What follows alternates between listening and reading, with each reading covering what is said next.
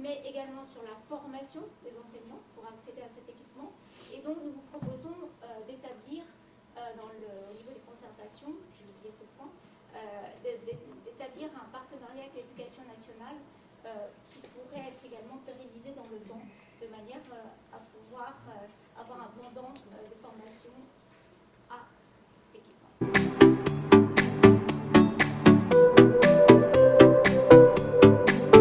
Chaque enseignant devra bien entendu être formé avant de venir en classe.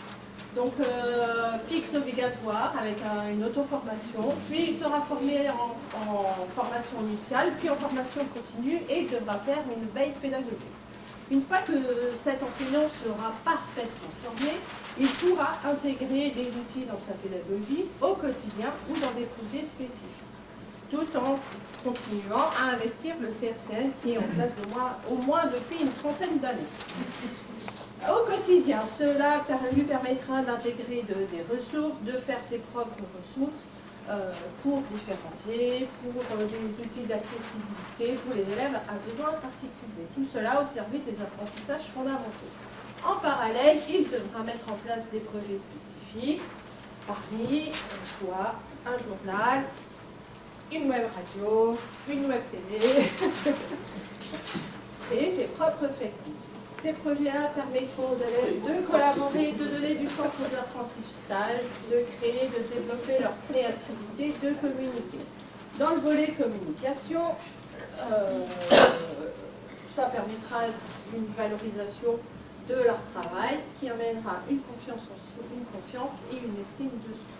Cela permettra aussi un va-et-vient avec les parents.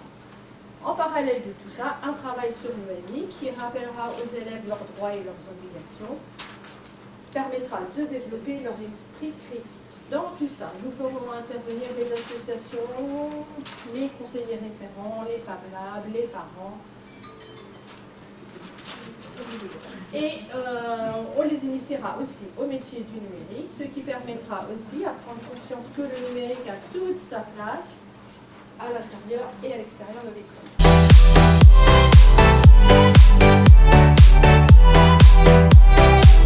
Alors l'étape 1 du projet, ce serait alors déjà le projet c'est sur 2 établissements lycées, donc la première étape du projet ce serait Vie ma vie, donc faire immerger les élèves dans une association de quartier pour leur faire vivre l'expérience de définir les besoins par la suite avec l'organisation de ce qu'ils auront vu durant la journée, avec une œuvre de synthèse qui entrerait dans le parcours de leur formation.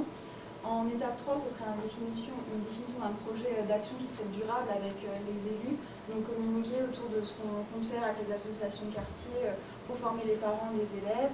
Et nos impacts, ce serait au niveau des élèves, de nos propres élèves en tant que professeurs, des compétences et des connaissances qui seraient acquises, des constructions, des représentations qui seraient peut-être présentes, car on est sur un public qui est socialement valorisé, vous comprenez ce que je veux dire, avec une prise en compte des inégalités pour inclure les élèves en mouvement avec par exemple du bénévolat par la suite.